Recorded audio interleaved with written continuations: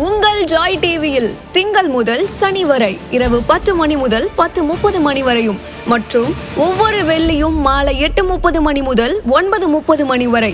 செங்கடல் இருந்தாலும் வைப்பண்டா ஒரு ஸ்டெப்பு முன்னாடி, எரிகோ வந்தாலும் வைப்பண்டா ஒரு ஸ்டெப்பு முன்னாடி, யோர்தான் வந்தாலும் வைப்பண்டா ஒரு ஸ்டெப்பு முன்னாடி, கோலியாத்து வந்தாலும் வைப்பண்டா ஒரு ஸ்டெப்பு முன்னாடி, பின்னாடி மட்டும் வச்சிட மாட்டேன்.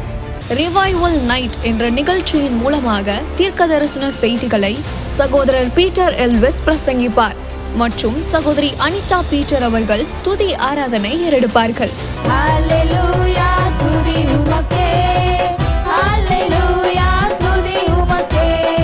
மனிதர்களின் வார்த்தையால் பாதிக்கப்பட்டது போதும், கடவுளின் வார்த்தையால் பாதிக்கப்படுவோம் வாருங்கள். நமக்குள் இருக்கும் இயேசு கிறிஸ்துவை உலகத்திற்கு காட்டும் நேரம் இது. வாருங்கள், இயேசுவுக்காய் எழும்புவோம். Praise the Lord. உங்க எல்லாரையும் இந்த ரிவைவல் வர்ஷிப்புக்கு வரவேற்கிறோம். மறுபடியும் உங்களை இந்த வர்ஷிப் மூலமாக சந்திப்பதில் மகிழ்ச்சி அடைகிறோம். நமக்கு ஒத்தாசை வருகிற நல்ல பர்வதத்தை இந்த வேளையில் நம்ம நோக்கி பார்க்க போகிறோம். அவரை மகிமைப்படுத்தி நம்மளுடைய தூயாதி தூயவரை துதிக்கு பாத்திரரை இந்த வேலையில் நம்ம துதித்து ஆராதிக்க போகிறோம். நீங்கள் எந்த இடத்துல இருந்தாலும் இந்த வேலையில் எங்களோடு இணைந்து ஆண்டவரை ஆராதிங்க. ஆண்டவர் பெரிய காரியங்கள் உங்கள் வாழ்க்கையில் செய்வார். ஆமென்.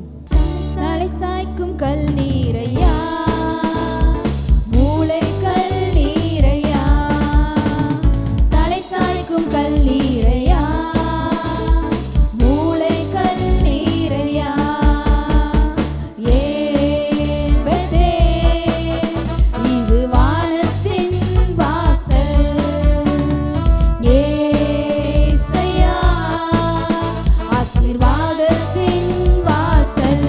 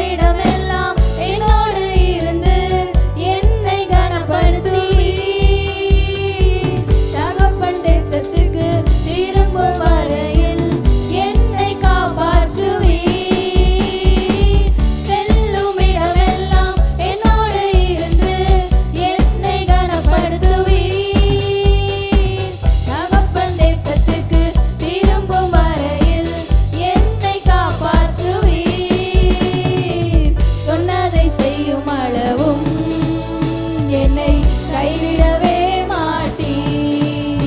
எனக்கு சொன்னதை செய்யும் அளவும் என்னை கைவிடவே மாட்டீர்.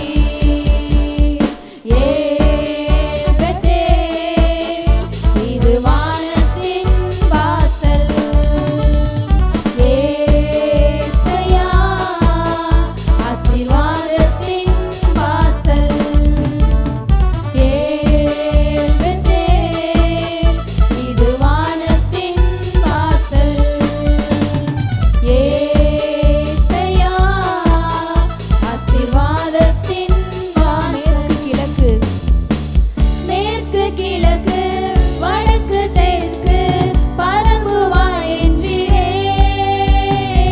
பூமியின் தூளை போல் சந்ததி பெருகும் என்று வாக்குரைத்தீரே.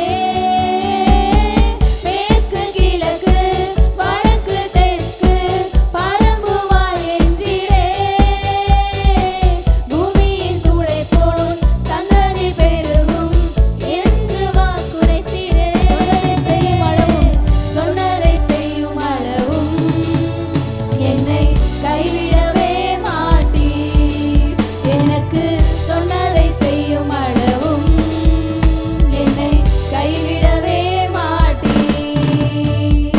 ஏல் பெத்தேல், இது வானத்தின் வாசல். ஏசையா, ஆசீர்வாதத்தின் வாசல். ஏல் பெத்தேல், இது வானத்தின் வாசல். பூமியின் வம்சங்கள் உனக்குள் ஆசீர்வாதத்தின் வாசல். பூமியின் வம்சங்கள் உனக்குள் சந்ததிக்குள் ஆசீர்வதிக்கப்படும் என்று ஆசீர்வாத வாய்க்காலாக என்னை மாற்றினீரே. பூமியின் வம்சங்கள் உனக்குள் சந்ததிக்குள் ஆசீர்வதிக்கப்படும் என்று ஆசீர்வாத வாய்க்காலாக சொன்னதை செய்யும் அளவும் என்னை கைவிட மாட்டீர். சொன்னதை செய்யும் அளவும் என்னை கைவிடவே மாட்டீர். எனக்கு சொன்னதை செய்யும் அளவும் என்னை கைவிடவே மாட்டீர்.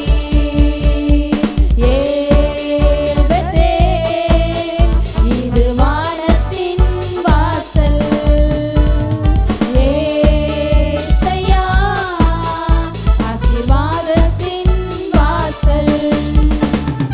ஏல் பெத்தேல், இது வானத்தின் வாசல்.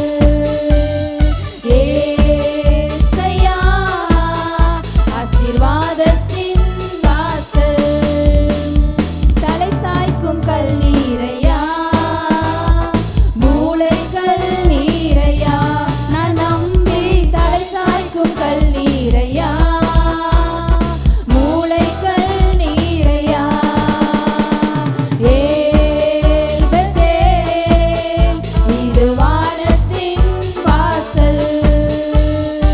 ஏசையா, ஆசீர்வாதத்தின் வாசல். ஏல் பெத்தேல், இது வானத்தின் வாசல். ஏசையா, ஆசீர்வாதத்தின் வாசல். ஏல் பெத்தேல், இது வானத்தின் வாசல். ஏசையா, ஆசீர்வாதத்தின் வாசல். ஹல்லேலூயா. யோசேப்பு உயிரோட இருக்கிறான். தரிசனம் சாகல, அது இன்னும் உயிரோட தான் இருக்கு. உனக்கு நான் சொன்ன வார்த்தை அது சாகல, நீ தான் செத்துருச்சின்னு நினச்சிட்ட. நீயே அதுக்கு அடக்க ஆராதனை பண்ணிட்ட, நீயே அதுக்கு ஒரு ஸ்டோரி போர்டு எழுதிட்ட. யோசேப்போட ரத்தத்தை தேய்ச்ச உடனே அவனே ஒரு ஸ்டோரி போர்டு எழுதுறான். என்ன தெரியுமா எழுதுறாரு? அவனை ஒரு துஷ்ட மிருகம் பீருண்டுடிச்சு அவன் செத்துட்டான் அப்படின்னு சொல்லிட்டு அவரே சொல்றாரு, அவருக்கு யாரும் சொல்லலை. அந்த மாதிரி சில உங்களோட அழைப்புக்கும் அபிஷேகத்துக்கும் விரோதமாக சில காரியங்கள் நடந்ததுனால நீங்களே நிறைய ஸ்டோரி போர்டு எழுதிட்டீங்க. அவ்வளோதான். அது அப்படி, இது இப்படி அப்படின்னு எழுதி பல வருடங்கள் ஆயிடுச்சு. ஆனால் ஒரு செய்தி வந்தது. அந்த செய்தி என்ன சொன்னது? உன் தரிசனம் சாகவில்லை. ஹல்லேலூயா. உங்களை பார்த்து ஆண்டவர் சொல்றாரு, உங்க மேல இருக்கிற அழைப்பு, அபிஷேகம், தரிசனம் சாகலை. அந்த தரிசனம் சாதாரண தரிசனம் கிடையாது, தேசங்களை ஆசீர்வதிக்கிற தரிசனம். யாக்கோபுக்கு கொடுக்கப்பட்ட வாக்குத்தத்தம், அந்த வாக்குத்தத்தம் செத்துருச்சு அப்படின்னு சொன்னதை யாக்கோபு நம்பிட்டாரு. இன்னைக்கு அந்த மாதிரி தான் சாத்தான் சில ஏரியாவில் நமக்கு சில பொய்யை சொல்லிடுறான். அந்த பொய்யை சொன்னதுக்கப்புறம் அந்த பொய்யை நம்மளே கற்பனை பண்ணி அதுக்கு ஒரு ட்ரெஸ்ஸு போட்டு, அதுக்கு ஒரு ஷூவை போட்டு, அதுக்கு ஒரு தொப்பியை போட்டு நம்மளே ஒரு கதையை கட்டிடுறோம், எழுதிடுறோம். அவ்வளோதான், முடிஞ்சிடுச்சுன்னு. இங்கே பாருங்கள், அந்த வார்த்தை சொல்லுது 45வது அதிகாரம் ஆதியாகமத்தில், அவர்கள் யோசேப்பு தங்களுடனே சொன்ன வார்த்தைகள் யாவையும் அவனுக்கு சொன்ன போதும் தன்னை ஏற்றி கொண்டு போகும்படி யோசேப்பு அனுப்பின வண்டிகளை அவன் கண்ட போதும். நான் ஒன்று சொல்கிறேன், கேட்டுக்கோங்க. உங்கள் தரிசனம் என்னம்மா செய்யும்? இது வரைக்கும் நம்ம யாக்கோபு பார்த்தது 2 பரிவாரங்கள். நான் ஒன்று சொல்கிறேன், உங்கள் மேலே இருக்கிற அழைப்பு, அபிஷேகம், அது என்ன செய்ய போகுது தெரியுமா? ரதங்களை கொண்டு வரப்போகிறது. ஹல்லேலூயா. உங்கள் மேலே இருக்கிற தரிசனம், உங்கள் மேலே இருக்கிற காலிங், அது என்னமா செய்யும்? எகிப்திலிருந்து ரதங்களை கொண்டு வந்தது.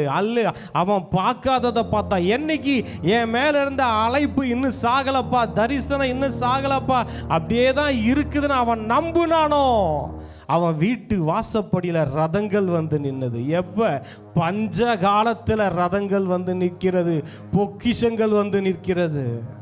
இங்கே பாருங்கள், உங்கள் மேலே என்ன ஆண்டவர் பிளான் வச்சிருக்கிறாங்களோ அந்த பிளான் எல்லாத்தையும் கொண்டு வரும். கர்த்தர் உங்கள் மேலே வைத்திருக்கிற திட்டங்கள், உங்கள் மேலே வச்சிருக்கிற நோக்கம், எதை உங்களை கொண்டு செய்யணும்னு வச்சிருக்கிறாரோ அதற்கான தேவைகள் ஒன்றே ஒன்று, என்னை கொண்டு ஆண்டவர் செய்யணும்னு வச்சிருக்கிறத விரோதமாக எந்த துர்செய்தி வந்தாலும் நம்பாதீங்க, எந்த கெட்ட செய்தி வந்தாலும் நம்பாதீங்க. உங்களை கொண்டு ஆண்டு செய்ய போறேன்னு சொன்னதை எவனாவது வந்து செய்ய முடியாதுப்பா, அது செத்து போச்சுனாலும் நம்பாதீங்க. அது உயிரோட வரும், அது உயிரோட வந்து உங்கள் முன்னாடி நிற்கும். கொஞ்ச நாள் காணாமல் போயிருக்கலாம், கொஞ்ச நாள் உங்கள் கண்ணுக்கு அது தெரியாமல் இருந்திருக்கலாம், கொஞ்ச நாள் அது தூர தேசத்தில் இருந்திருக்கலாம். அது ஆனால் கண்டிப்பாக வரும், வந்து உங்கள் வீட்டு வாசப்படியில் நிற்கும். ஹல்லேலூயா. சும்மா வராதுங்க, எகிப்தின் பொக்கிஷங்களோட வந்து நிற்கும். ஹல்லேலூயா, ஹல்லேலூயா. ஆண்டவர் கொடுத்த வாக்குத்தத்தங்கள் நம்ம வாழ்க்கையில் பலிக்கும் போது இருக்கிற சந்தோஷம் இருக்கு. அங்கே பாருங்க, தரிசனம் உயிரோடு இருக்குதுன்னு ஒன்று, இவன் உயிர் வந்துருச்சு, இவன் ஆவி உயிர்த்ததான். ஹல்லேலூயா. உங்கள் மேலே வச்சிருக்கிற அழைப்பு தாங்க உங்களுடைய உயிர். உங்கள் மேலே என்ன நோக்கம் வச்சா அதான் உயிர். தரிசனம் போச்சுன்னா உயிரே போன மாதிரி, அழைப்பு போச்சுன்னா வாழ்க்கையே போன மாதிரி. எப்போ தன்னோட தரிசனம் இன்னும் உயிரோட இருக்குது செய்தி கேட்டானா அவனுக்கு உயிர் வந்துச்சா? ஹல்லேலூயா. போன வாரம் பார்த்து ஆண்டவர் சொன்னார், எல்லாம் செஞ்சுட்டு, என் ஆட்டுக்குட்டிப்பா, என் ஆட்டுக்குட்டியை பார்த்துக்கோப்பா, இதுக்கு தான்ப்பா எல்லாம் செஞ்சேன், என் ஆட்டுக்குட்டியை மறந்துட்டு போட் எடுத்துகிட்டு போயிட்டீங்களேப்பா, என் ஆட்டுக்குட்டிப்பா, என் ஆட்டுக்குட்டியை பார்த்துக்கோன்னு ஆண்டவர் சொன்னார் பாருங்க. அதுதான் உங்கள் மேலே வச்சிருக்கிற திட்டம். நம்மளை ஆண்டவர் எதிர்பார்க்கிறது அதுதான். எதை வேணால் மறக்கலாம், நம்ம மேலே இருக்கிற அபிஷேகத்தை மறந்துடக்கூடாது, அழைப்பை மறந்துடக்கூடாது. அதுதான் நம்மளை காப்பாற்றும். தாவீது போன இடங்களிலெல்லாம் அவனை தேவன் காப்பாற்றினாராம். சவுலு, வசனம் எழுதியிருக்கு, கர்த்தர் அவனை தொடர்றதுக்கே விடலையா. சவுல் அவனை பாதுகாத்ததுனால சவுலால தொடவே முடியல. வேதத்தில் பார்க்குறோம் 3001 பேர். அதிலும் இஸ்ரவேலில் தலை சிறந்தவன் அப்னேர், இஸ்ரவேலில் ரொம்ப உயரமானவன் சவுல். ஆனால் அவனுங்களாம் தேடி தேடி தேடி இந்த தரிசனத்தையும் அழைப்பையும் கொலை செய்ய பார்க்குறாங்க, ஒன்றுமே இல்லாமாக்க பார்க்குறாங்க. அந்த தேசத்தில் இருக்கிற பெரிய சக்திகள் எழும்பி அதை அழிக்க பார்க்குது தாவீத. ஆனால் ஒரு டைம்லாம் பார்ப்போம், மலைக்கு இந்த பக்கத்திலும் மலைக்கு அந்த பக்கத்திலும் வந்துட்டாங்க, நெருங்கிட்டாங்க. அப்படி ஒரு சூழ்நிலை கூட வந்திருக்கு. ஆனால் அப்போ அந்த சமயத்தில் ஒருவன் பெலிஸ்தியர் வந்துட்டான்ப்பா, சவுலு வாப்பா அப்படின்னு எல்லாம் விட்டுட்டு ஓடுனாங்க. தாவீது உயிரை எடுக்கும்படியாய், அவன் மேலே இருந்த அபிஷேகத்தை அழிக்கும்படியா சத்ரு எவ்வளவு நெருங்கி வந்தாலும் தொட முடியலைங்க. உங்களுக்கு சொல்கிறேன், உங்களை தொட முடியாது, அவனால் உங்களை தொட முடியாது, உங்களை தொட்டு கூட பார்க்க முடியாது, அவனால் டச் பண்ணி பார்க்கலாமா? லைட்டாக இவனை இது வரைக்கும் டச் பண்ண முடியலையே. இவன் எப்போ இன்கிரைஸ்டுக்குள்ளே வந்தானோ, கிறிஸ்துவுக்குள்ளே வந்தானோ, இயேசுவை இவன் இருதயத்தில் ஏற்றிக்கிட்டானோ, அதிலிருந்து இவனை தொட்டு பார்க்கலான்னு நினைக்கிறேன். அதுக்கு முன்னாடி இவனுக்குள்ள குடும்பமே நடத்திக்கிட்டு இருந்தான் சத்துரு, நமக்குள்ளெல்லாம் நம்ம இருதயத்தில் வாழ்ந்துக்கிட்டு இருந்தான். ஆனால் என்னைக்கு இயேசு நம்ம வாழ்க்கையில் வந்தாரோ, இயேசுக்கு என்னைக்கு நம்ம வாழ்க்கையில் இடம் கொடுத்தோமோ, அன்னையிலேருந்து பார்க்குறான் இவனை எப்படியாவது டச் பண்ணலாமான்னு முடியல. ஏன்னா உள்ள ஆண்டவர் இருக்கிறார். அல்லேலூயா. ஆண்டவராகிய இயேசு கிறிஸ்து இருக்கிறார். அவர் உங்க மேல வச்ச அழைப்பு தரிசனம் இருக்கு, உங்களை தொட முடியாது. எத்தனை 1000 கூட்டங்கள் எழும்பி வந்தாலும் டச் கூட பண்ண முடியாதுங்க. நம்மள அழிக்கிறதுக்கு எவ்வளவோ பார்த்தாங்க, முடியல. மோசேவை எடுத்துக்கோங்க, குழந்தைகளை கொல்ல பார்த்தாங்க, முடியல. ஆண்டவராக இயேசு கிறிஸ்துவை அழிக்க பார்த்தாங்க, முடியல. உங்கள் அழைப்பையும் அபிஷேகத்தையும் உங்கள் மேலே வச்சிருக்கிற தரிசனத்தை அழிக்கிறதுக்கு இந்த பூமியில் ஒருத்தவன் பிறக்கவும் இல்லை, இனிமேலும் பிறக்க போகிறதும் இல்லை. ஏனென்றால் நம்முடைய ஜீவன் கிறிஸ்துவுக்குள் மறைந்திருக்கிறது. ஹல்லேலூயா. நம்மளாம் எங்க இந்த சின்ன பிள்ளைகள்லாம் பார்த்தீங்களா, எங்கேயாவது ஒளிஞ்சுக்குவாங்க, அவங்கள கண்டுபிடிக்கவே முடியாது. வந்து தேடி தேடி பார்ப்பாங்க, எங்கப்பான்னு. அவங்க எங்கேயாவது ஒளிஞ்சுக்கிட்டு இருப்பாங்க, டேபிளுக்கு கீழே ஒளிஞ்சுக்கிட்டு இருப்பாங்க, ஸ்க்ரீனுக்கு பின்னாடி ஒளிஞ்சுக்கிட்டு இருப்பாங்க. இப்போ நம்ம எப்படி தெரியுமா, நம்ம கிறிஸ்துவுக்குள்ள ஒளிஞ்சுக்கிட்டு இருக்கிறோம். சாத்தா பார்க்குறான், எங்கப்பா ஒரு ஆள் எங்க தேடி தேடி பார்க்குறான், எங்கேயா போனா காணோம் அப்படின்னு பார்த்தா இவன் பார்க்குறான், அடடா இவன் கடவுளுக்குள்ள இருக்கிறான்ப்பா, இவன் கடவுளுக்குள்ள இருக்கிறான், கடவுள் இவனுக்குள்ள இருக்கிறாரு. என்னையா இது, இவனை காணோம். ஏற்கனவே ஒரு பீட்டர் இருந்தானே, நமக்கு ரொம்ப பழக்கமானவனாச்சு, நம்ம சொல்றதெல்லாம் கேட்டுக்கிட்டு இருந்தானே, இப்போ எங்கடா போயிட்ட நீனு? அடடா இவன் கிறிஸ்துவுக்குள்ள வந்துட்டாயா, இவன் கிறிஸ்துவ மாதிரி ஆயிட்டாயா. இவன் செடி மேல் படர்ந்த கொடியாக, செடி வேறு கொடி வேறுன்னு தெரியாத மாதிரி இவனும் அவரும் மாறி ஒரே மாதிரி இருக்கிறாங்க. அல்லேலூயா. பயப்படுறான். இப்போ நம்மளை பார்த்துட்டு துண்டை காணும், துணியை காணும், ஓடுறான். ஏன்னா நம்ம எங்க இருக்கிறோம், கிறிஸ்துவுக்குள்ள ஒளிஞ்சு கொண்டு இருக்கிறோம், மறைஞ்சு கொண்டு இருக்கிறோம். நம்ம ஜீவன் அவர் ஜீவனுக்குள் கலந்து விட்டது. அல்லேலூயா. ஆண்டவர் சொன்னாரு, சில பேர் ஆராதிச்சிட்டு இருக்கும்போது சில பேர் சில காரியத்துக்கு பயப்படுறாங்க. பயப்படாதீங்க. ஆண்டவர் நான் சொன்னார், பயப்படாத, நான் இருக்கிறேன், நான் பார்த்துக்கிறேன். இது வரைக்கும் நான் தானே பார்த்தா உன்னை, உன் குடும்பத்தை, உன் பிள்ளைகளை, உன் தேவைகளை எல்லாம் யார் பார்த்தா? நான் தானே பார்த்தேன். இது வரைக்கும் நான் தானே பார்த்துக்கிட்டு இருந்தேன். நீ தாயின் கருவில் இருக்கும் போதே நான் பார்த்தேன்ல, இது நாள் வரைக்கும் நான் பார்த்தேன்ல, இனிமேல் நான் பார்க்க மாட்டேனா? ஆனால் உன் வாழ்க்கையை நீ பார்த்துக்கலான்னு நினச்சிடாத. என் வாழ்க்கை நான் கொஞ்சம் பார்த்துக்கிறேன்னு நினச்சிடாதீங்க. அம்மா வாழ்க்கையை அவர் பார்த்துக்குவார். இந்த வசனம் ஏன் தெரியுமா பிடிச்சது? இங்கே பாருங்களேன், தன்னை ஏற்றி கொண்டு போகும்படி யோசேப்பு அனுப்பின வண்டிகளை அவன் கண்ட போதும் அவருடைய தகப்பனாகிய யாக்கோபின் ஆவி உயிர்த்தது. அல்லேலூயா. அங்கே பாருங்க, உங்களை ஆவியை உயிர்ப்பிக்கிற மாதிரி ஆசீர்வாதங்கள் வரும், உங்களை சந்தோஷப்படுத்துகிற மாதிரி. நீங்கள் நல்லா யோசிச்சு பாருங்க, பூமி எங்கும் வறட்சி, கரெக்டாக 2 வருஷம் ஆயிருக்கு வறட்சி ஆரம்பித்து. பூமி எல்லாம் வறட்சியாக இருக்கும் போது உங்கள் வீட்டு வாசப்படில் பொக்கிஷம் வந்து நிற்கிது. ஹல்லேலூயா. இவன் இங்கே வறுமையில் இருக்கிறவன் தான் பிள்ளைங்கள் எல்லாத்தையும் அனுப்புகிறான். போங்கப்பா, எகிப்தில் மட்டும் ஆசீர்வாதம் இருக்கா, போங்கப்பா அப்படின்னு சொல்லி அனுப்புகிறான். ஏன்னா தரிசனம் அங்கே இருந்தது. ஒன்று சொல்லட்டுமா, தரிசனம் எங்கே இருக்கோ அங்கே ஆசீர்வாதம் இருக்குங்க. ஹல்லேலூயா. எங்கே தரிசனம் ஒர்க் பண்ணிக்கிட்டு இருக்குதோ அங்கே ஆசீர்வாதம் இருக்கும், அங்கே பொக்கிஷம் இருக்கும். அந்த தரிசனம் என்ன பண்ண தெரியுமா, தமக்கு தெரிஞ்சவங்க, சொந்தக்காரங்க, தாய் தகப்பெல்லாம் வண்டியில் பொக்கிஷத்தை ஏற்றி அனுப்புவோம், போப்பா போய் கொடுப்பா அப்படின்னு சொல்லணும். பஞ்ச காலத்திலேயும். ஹல்லேலூயா. இன்னொன்று சொல்கிறேன், உங்களை சந்தோஷப்படுத்துகிற மாதிரி, உங்களை ஆவியை உயிர்ப்பிக்கிற மாதிரி பொக்கிஷங்கள் வரப்போகுது. அதை பார்த்தோன்னா ஆவி உயிர்த்தது. இங்க பாருங்க, ஆண்டவர் சொல்றாரு, உங்க வாழ்க்கையில் ஆண்டவர் செய்ய போற காரியத்தெல்லாம் நீங்க பார்க்க போற காரியங்கள் எப்படி தெரியுமா இருக்கும், இந்த மரித்து போன நிறைய காரியங்கள் உங்க லைஃப்ல உயிர்ப்பிக்கிற மாதிரி இருக்கும். ஹல்லேலூயா. சிலதெல்லாம் நீங்களே கொன்னுட்டீங்க, சிலதெல்லாம் நம்மளுடைய அறியாமையினால கொன்னுட்டோம். அப்படி செத்து போனது கூட ஆண்டு உயிரோட எழுப்புகிறார். அல்லேலூயா.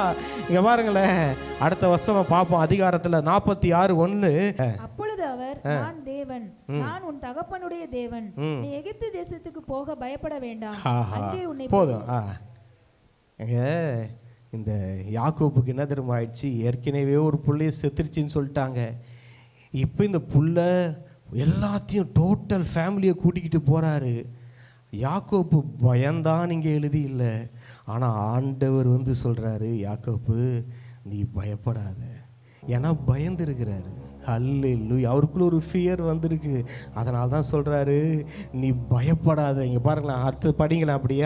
நீ எகிப்து தேசத்துக்கு போக பயப்பட வேண்டாம், அங்கே உன்னை பெரிய ஜாதியாக்குவேன். அல்லேலூயா. இங்கே பாருங்க, இன்னொரு சொல்கிறேன், உங்கள் தரிசனம், நீங்கள் தரிசனத்தை நோக்கி போனீங்க, நீங்கள் பெரிய ஜாதி ஆவீங்க. அல்லேலூயா. உங்கள் மேலே இருக்கிற அழைப்பை ஃபோக்கஸ் பண்ணுங்க. தரிசனம் எகிப்தில் இருக்கு. அவர் சொல்கிறார், நீ போ, நீ யோசேப்பு கிட்ட போ. உன் முழு குடும்பத்துக்கும் கொடுக்கப்பட்ட வாக்குத்தத்தம் தான் யோசேப்பு, அந்த தரிசனம் தான் யோசேப்பு. அவன் கிட்ட போ, உன்னை பெரிய ஜாதி ஆக்குறேன்னாரு. அல்லேலூயா. உங்க மேல இருக்கிற அபிஷேகம் தாங்க உங்களை பெருசாக்கும், பெரிய ஜாதி ஆக்கும். ஒரே ஒரு யாக்கோப்பு பெரிய லட்சக்கணக்கான இஸ்ரேல் அந்த தேசத்துக்கே அவன் தான் தகப்பனானா. எப்படி? அதான் சொல்ற, நீ போ, நீங்க ஆண்டவருடைய இந்த வார்த்தையை நம்புனீங்கன்னு வச்சுக்கோங்களேன், நீங்க பெரிய ஜாதி ஆடுவீங்க, நீங்க பெருசாயிடுவீங்க. சிறு சிறு பேச்சுக்கே இங்க வேலை கிடையாது. அவர் சொல்றாரு அழகா, இங்க பாருங்களேன், அங்கே உன்னை பெரிய ஜாதி ஆக்குவேன், நான் உன்னுடனே எகிப்துக்கு வருவேன். என்னவா எனக்கு ரொம்ப பிடிச்சிருந்துச்சு. அவர் என்ன சொல்கிறாரு, இப்போ நம்ம பசங்க சின்ன குழந்தையாக இருக்கும்போது ரெஸ்ட் ரூம் போவாங்க. அப்போ என்ன சொல்லுவோம், அப்பா பயமாக இருக்குது, கொஞ்சம் கூட வாங்கப்பா, துணைக்கு கூப்பிடுவாங்க. நான் வரேன்ப்பா. நம்ம என்ன சொல்லுவோம், நான் வரேன், நான் கூட வரேன்ப்பா, நீ போப்பா அப்படின்னுவோம். இல்லை ஏதோ ஒரு இடத்துக்கு நம்ம போகிறதுக்கு பசங்க பயப்படுறாங்கன்னா, அப்பா வரேன்ப்பா, நீங்கள் போங்கப்பா அப்படின்ற மாதிரி நம்ம சொல்கிறாரு, யாக்கோபு நீ எகிப்துக்கு போக பயப்படுறியா, நான் வரேன்ப்பா உன் கூட. அல்லேலூயா. நான் உன் கூட வரேன். இன்னைக்கு ஆண்டவராகிய இயேசு கிறிஸ்து எங்கே திரும்ப இருக்கிறாரு, நமக்குள்ள இருக்கிறாரு. அவர் அன்னைக்கு கூட வந்த தெய்வம் இன்னைக்கு நம்ம உள்ள இருக்கிறார்னா, அப்ப நம்ம எந்த அளவுக்கு பழைய ஏற்பாட்டு காலத்து பரிசுத்தவான்களை விட நாம் சாதிக்க முடியுன்றதை நீங்களே பார்த்துக்கோங்க. அவர் சொல்றாரு, நான் கூட வரேன்ப்பா. நான் ஆண்டவர் நம்ம சொல்றாரு, நீங்க எதுக்காவது பயப்படுறீங்களா? பயம் இல்லைன்னு இல்லை, கொஞ்சம் யோசனையாவது இருக்குல்ல. நான்லாம் பிரதர் பயங்கரமான தில்லான ஆள் அப்படின்னா எல்லாத்துக்கும் நம்ம சொல்ல முடியாது. எனக்குமே சொல்கிறேன் ஒரு சில விஷயங்கள், என்ன ஆண்டவரே என்ன அப்படிங்கும்போது, டேய் நான் வரண்டாவா அப்படின்றாரு. அல்லேலூயா.